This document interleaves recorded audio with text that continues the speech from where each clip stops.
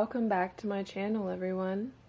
Thank you so much for clicking on this video to watch today.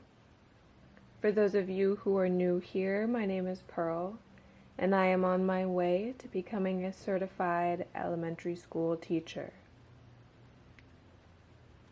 Today we are going to be reading One Plastic Bag, Isatou, Ceesay, and the Recycling Women of the Gambia.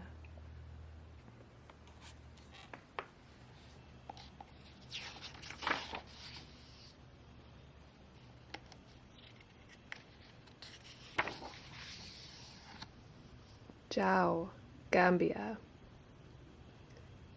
Isatou walks with her chin frozen. Fat raindrops pelt her bare arms. Her face hides in the shadow of a palm leaf basket, and her neck stings with every step. Warm scents of burning wood and bubbling peanut stew drift past. Her village is close now. She lifts her nose to catch the smell.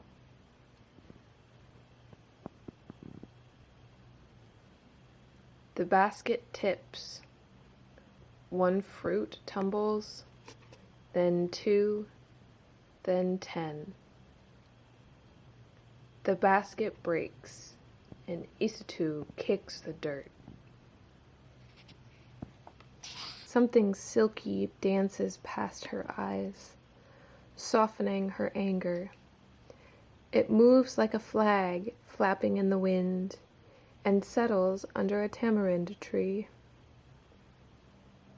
Isatou slides the strange fabric through her fingers and discovers it can carry things inside.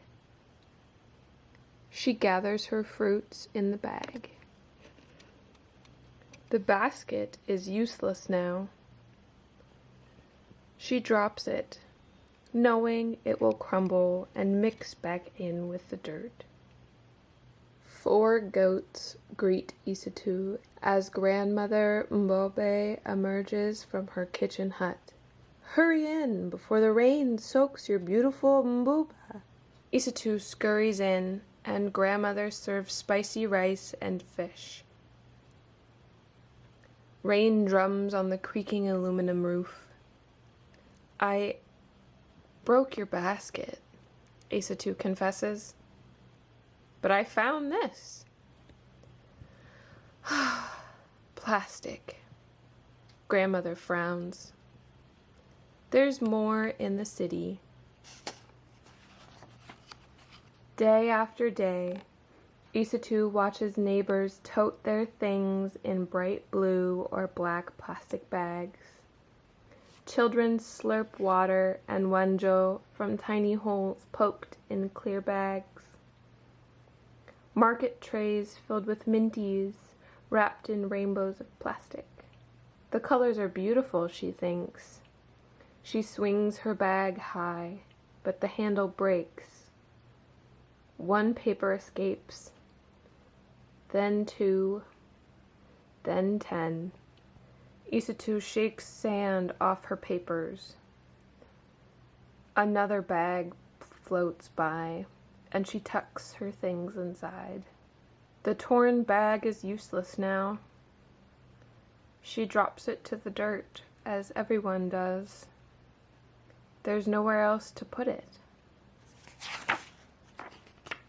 Day after day, the bag she dropped is still there. 1 plastic bag becomes 2, then 10, then 100. Plastic isn't beautiful anymore, she thinks. Her first step down a cleaner path, and the thought floats away. Years pass, and Isatou grows into a woman. She barely notices the ugliness growing around her, until the ugliness finds its way to her. Isatou hears a goat crying and hurries toward grandmother's house. Why is it tied up? Where are the other goats? Inside, the butcher is speaking in a low voice. Many goats have been eating these, he says. The bags twist around their insides and the animals cannot survive.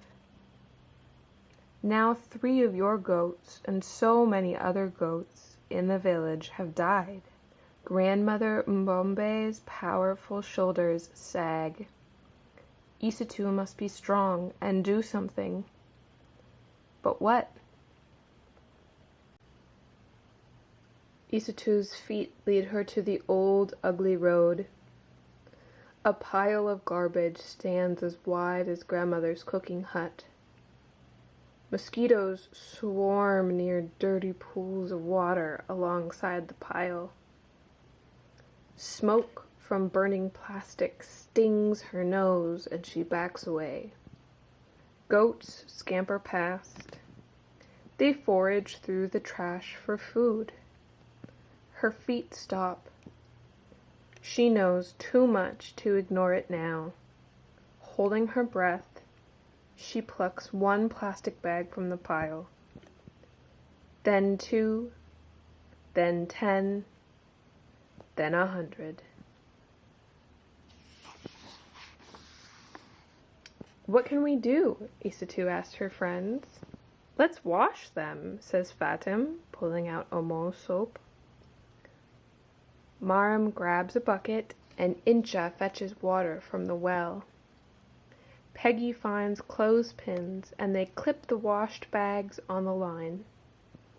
As the bags dry, Isatou watches her sister crochet. Can you teach me? Wow! Yes. Her sister shows Isatou the stitches, then hands her a metal tool.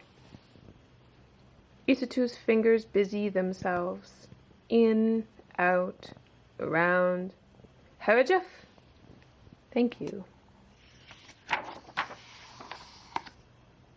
Isatou finds a broomstick and carves her own tool from its wood. What's that for? Fatim asks. Isatou pauses. She and Peggy have an idea. But will their friends think it's crazy? Will the idea even work? Nervously, she explains the plan. 1 friend agrees to help. Then 2, then 5. The women cut bags into strips and roll them into spools of plastic thread. Before long, they teach themselves how to crochet with this thread. Nakali jebi, asks grandmother. How is the work? Ndanka, ndanka, answers Isatou. Slow. Some people in the village laugh at us. Others call us dirty. But I believe what we are doing is good. The women crochet by candlelight, away from those who mock them.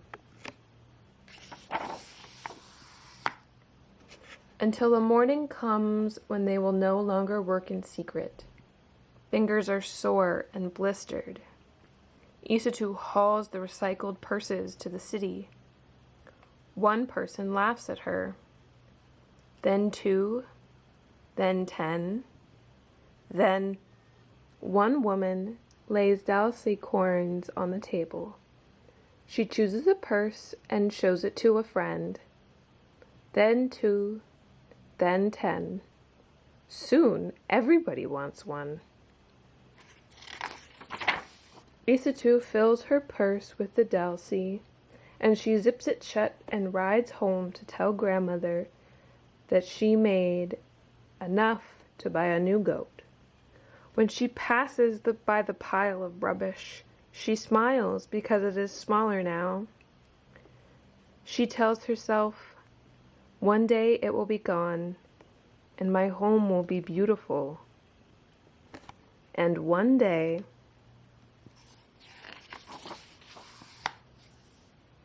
It was.